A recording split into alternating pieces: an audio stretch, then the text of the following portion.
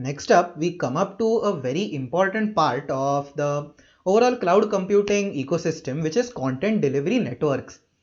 This video is brought to you by OppiPies Academy.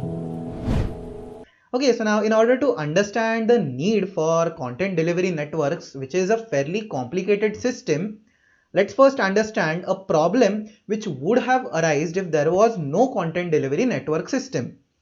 Okay, so now in the normal user server model, there is one server which caters all of the files to a particular end user. Okay, and now if there are two users, then those two users also communicate to the server, and the server gives out all of the information to the two users. Then if there are three users, then it is the same thing where the server has to give out the same information to three users if they are requesting the same thing. So now let's imagine that you are the head of Udemy. Okay, and over here I have created a course which is in full HD, and you want to watch about 10 to 20 minutes of that course. So now 10 to 20 minutes will easily be about 2 to 3 gigabytes. Okay, and now if there are 100 people simultaneously watching this particular same lecture, then immediately the overall data which the Udemy servers have to cater multiplies 100-fold. Okay, so if it was a 3 gigabyte stream overall for let's say 20 minutes, then the Udemy servers have to cater 300 gigabytes. Okay, and this is simply too much. So now you can quickly see how the problem can increase. So now if you have about 1,000 people viewing the same thing, then it is 3000 gigabytes. And if you are looking at the server, then it cannot cater everything simultaneously. It has to handle requests one by one.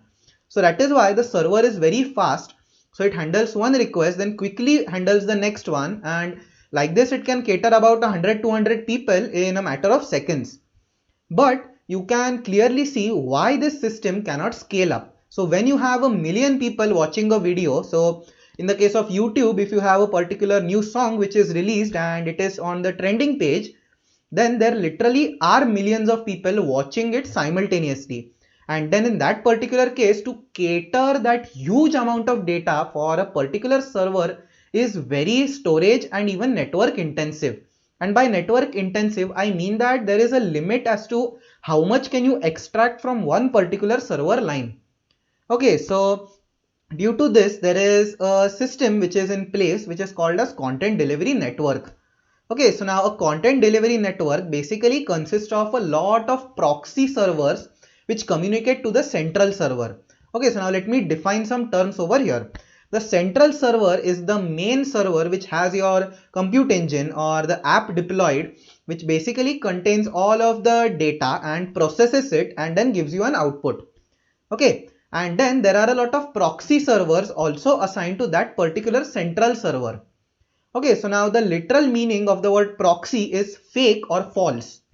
So now these servers don't actually do a lot of processing or database management on their particular side, but instead they just store a copy of what is frequently asked to the main server.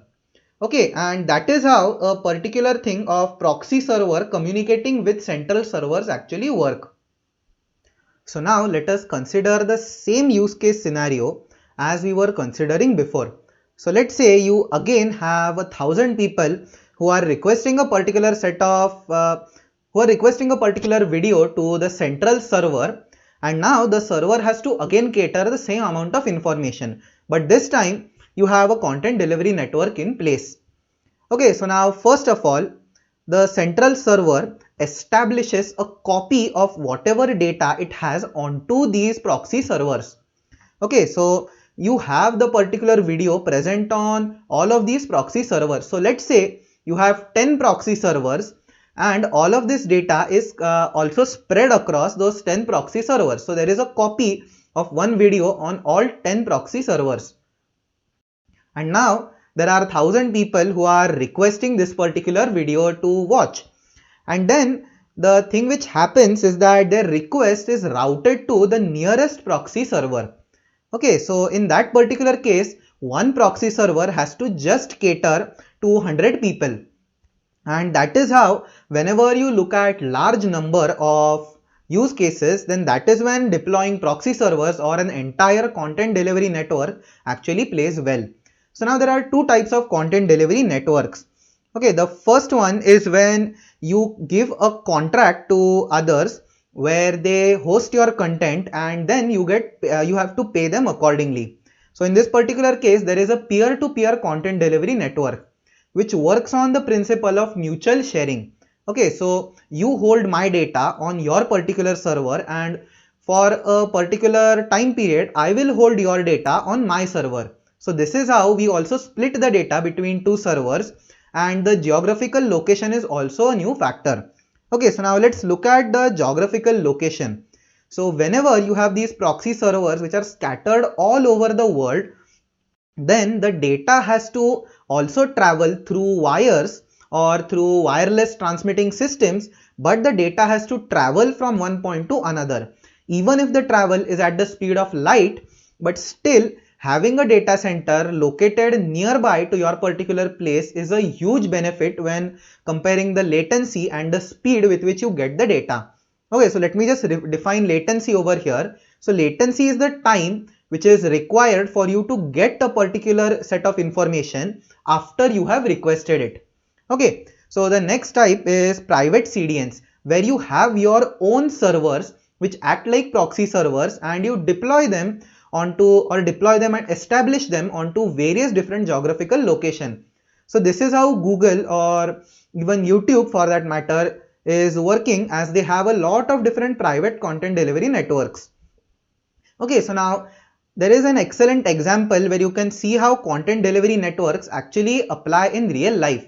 Okay, so whenever you are looking at Twitter or even YouTube and you see the number of views on a particular YouTube video, and if you refresh the video immediately for 2 to 3 times, then you may notice that the number of views are decreasing and increasing. So it may be something like 14,000, and then at one instance it is 13,800, which is not possible. So as you go ahead in time, the number of views cannot decrease. It either has to increase or it will remain constant. Okay, but this problem or this particular variance in the number of views is caused by having different proxy servers. So all of these servers also communicate to the central server who has the main view count. Okay, and the central server has a task to update the main view count onto all of these servers one by one. Okay, and this thing happens in a simultaneous fashion. And then you can have some content delivery network proxy servers which have a little bit older data.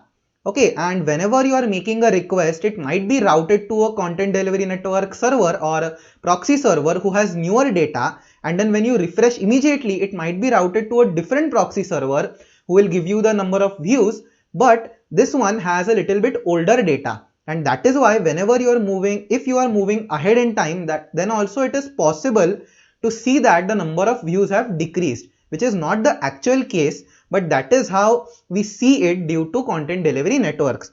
Okay, so as aspiring data scientists or machine learning enthusiasts on clouds, it is very important to understand the main functioning of a content delivery network, and that was the main goal of this particular lecture.